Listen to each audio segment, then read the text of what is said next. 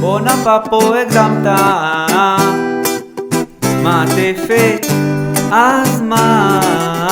ונדר דואגים לחניכים וגם לחניכות. שאלתי את הקבוצה שלי בדו כולן מגיעות להביא את הכובעים ואת המימיות,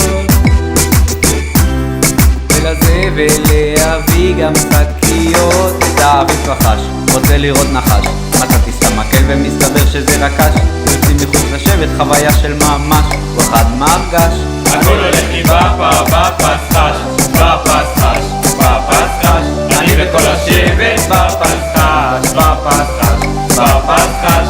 איך אני אוהב את הפסחש. יום בהיר זה נרגש, עם תיק מלא במים ממהר, כי אין לי זמן, עם סנדוויץ' בידיים. מגיע, כולם כאן, רואה את המדריך ליד, עם הקבוצה משחק משחק, בשבט טעות אין לבד. הכל אני בבא, אפשר לי את הגמבה, גמבה, כן אני בבא, בבא, חצי של במבה, לצהריים שטיצה, פסטה, ומשף גם לאסטמה.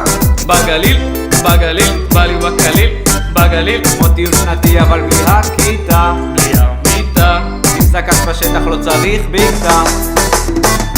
גם אם אין לי ציוד, המדריך שלי תמיד איתי, ואם מישהו אבוד, שיחכה לרזיקינג.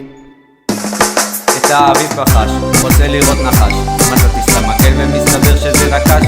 יוצאים מחוץ לשבת, חוויה של ממש, וחד מרגש. הכל הולך לי בפסחש, בפסחש, בפסחש. אני וכל השבט בפסחש, בפסחש, בפסחש. אמרתי לאמא ביי לפסחש. צפון המסלול, צפון המדהים, נחת ציפור עם מלא חניכים, נהנים, מטיילים, חיים את החיים, עולה על ההרים עם מלא חטפים, אוהב שמח וחוות הצופים, אישו פסחש אז כולם רוקדים. למה זה שיר כל כך מרשים?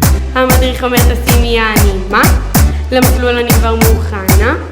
רגישה לגלוטן, לא זה לא ייתכן, איזו חניכה חי.